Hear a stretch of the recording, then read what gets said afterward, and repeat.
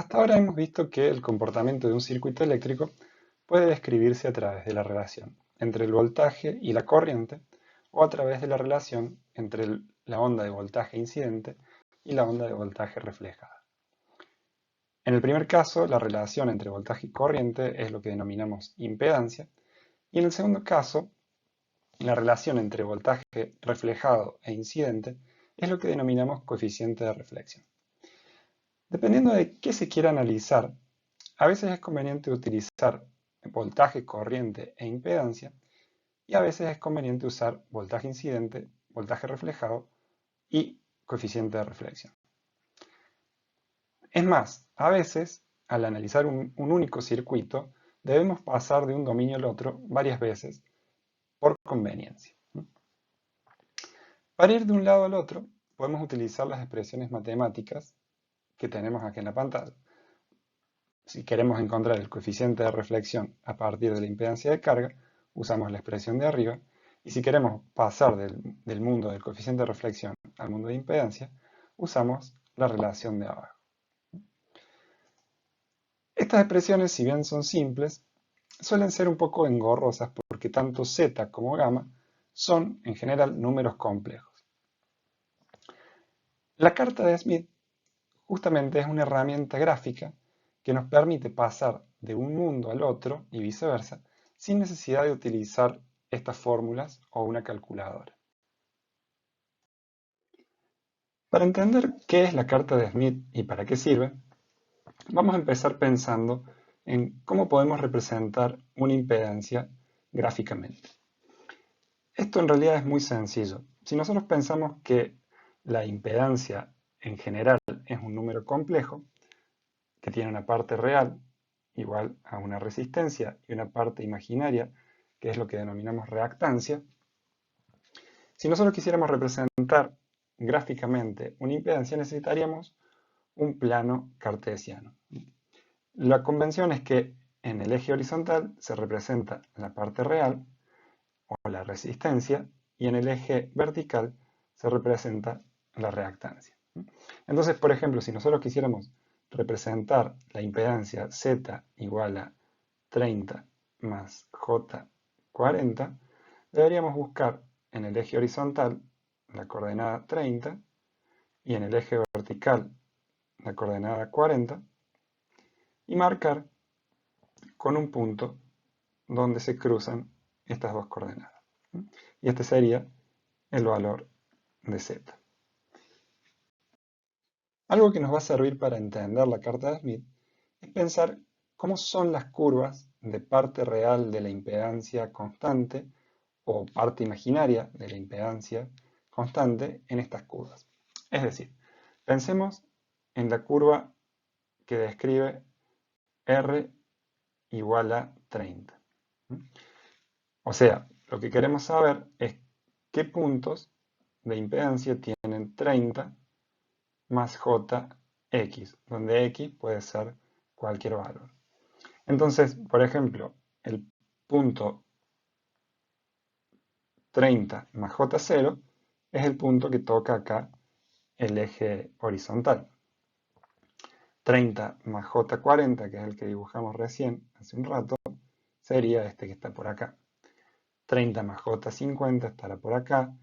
30 menos J50 estará por acá.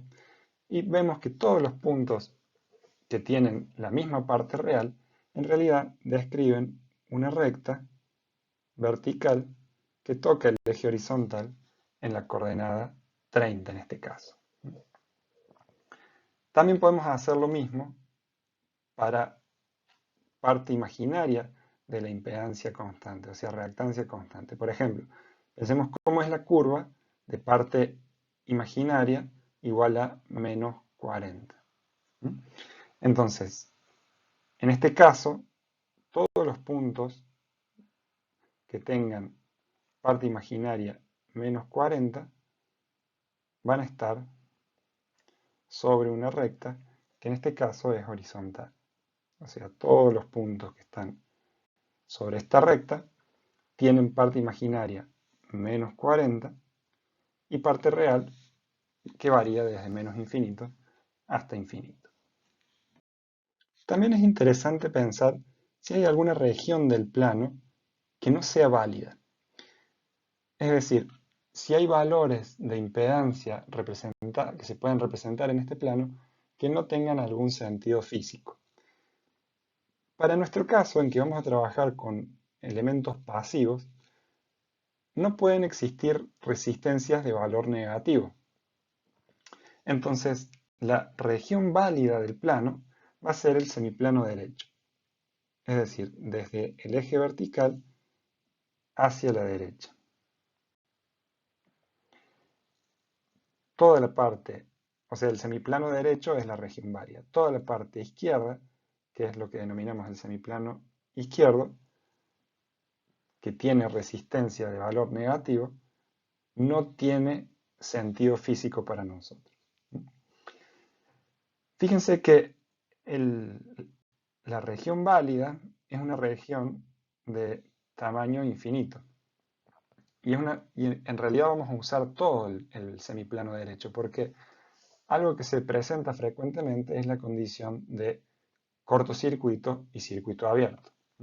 El cortocircuito dijimos que era resistencia igual a 0, que sería este punto que está acá en el origen, y resistencia infinita es el circuito abierto, o sea, realmente tenemos que estar en el infinito para poder representar un circuito abierto.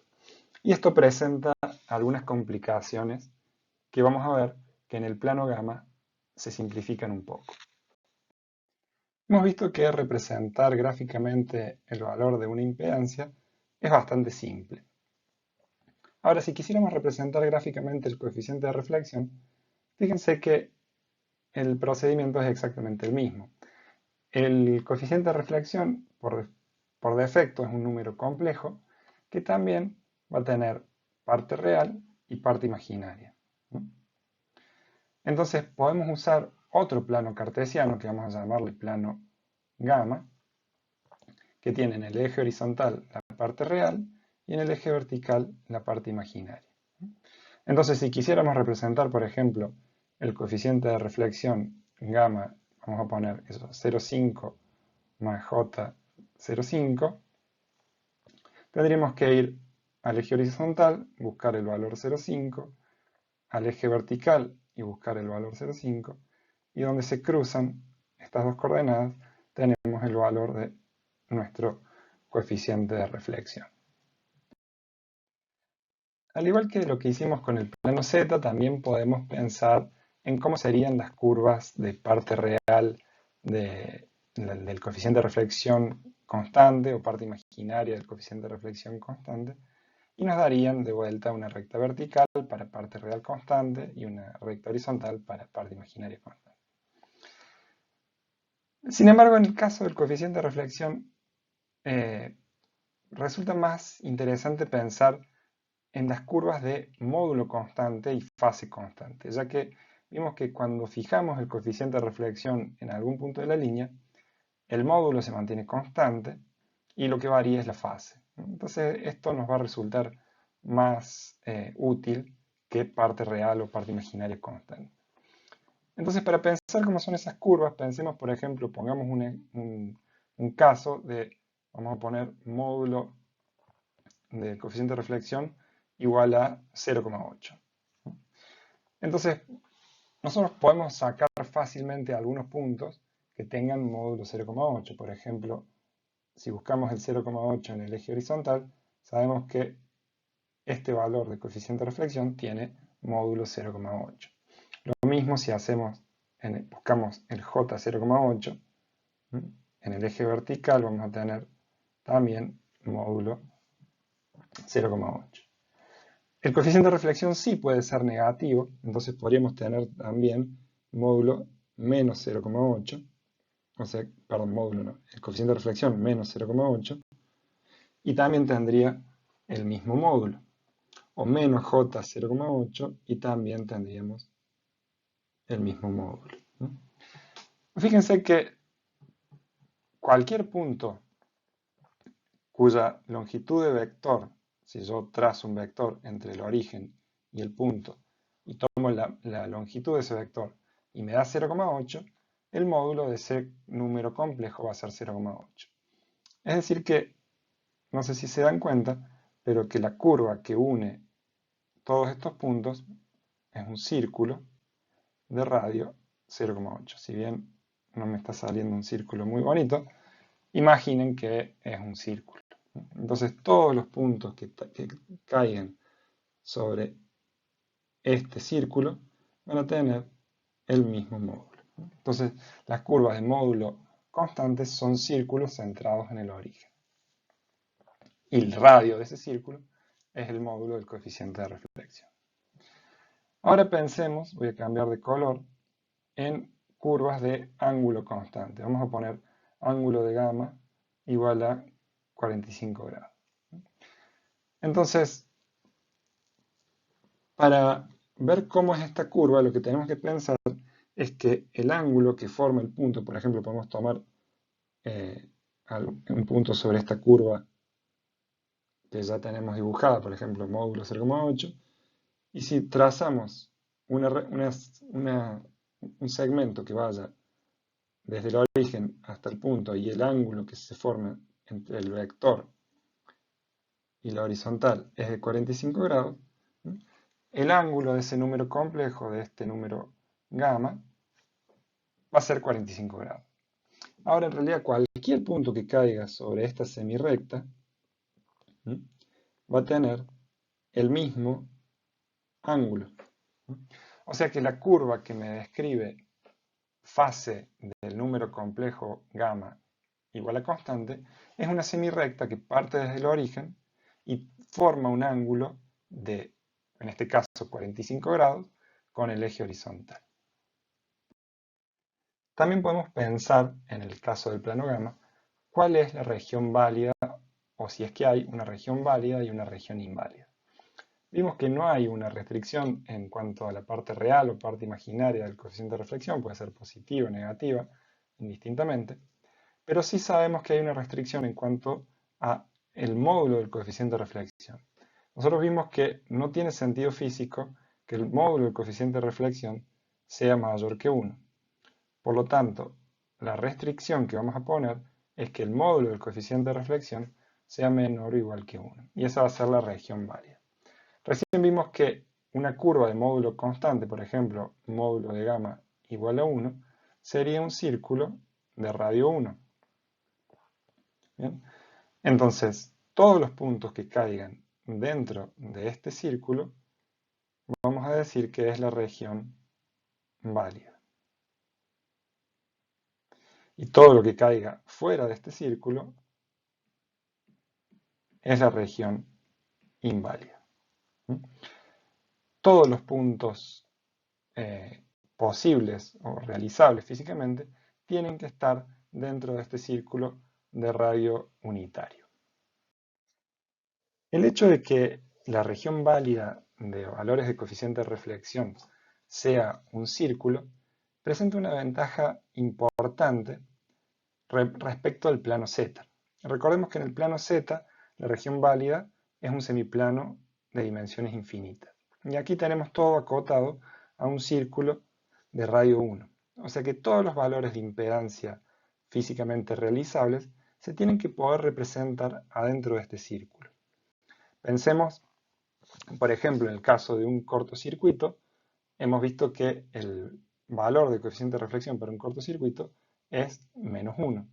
En ese caso tendríamos este punto que está marcado acá a la izquierda, o sea, parte real -1, parte imaginaria 0. En el caso de un circuito abierto, en que la impedancia va al infinito, ya vimos que en el plano Z eso es muy difícil de representar, en el caso del coeficiente de reflexión, el valor es +1, o sea, 1 positivo, que no es otra cosa que el punto que está aquí a la derecha, coordenada 1, 0.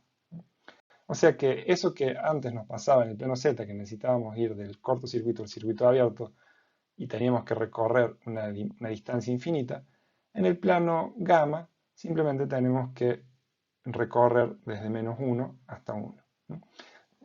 Cabe aclarar que, por ejemplo, entre medio del cortocircuito y el circuito abierto, tenemos la condición de adaptación perfecta. Eso también es una cuestión interesante, ya que nos presenta una simetría entre la adaptación y la desadaptación total. O sea, en este punto, que tenemos coeficiente de reflexión 0, se correspondería con z igual a z0.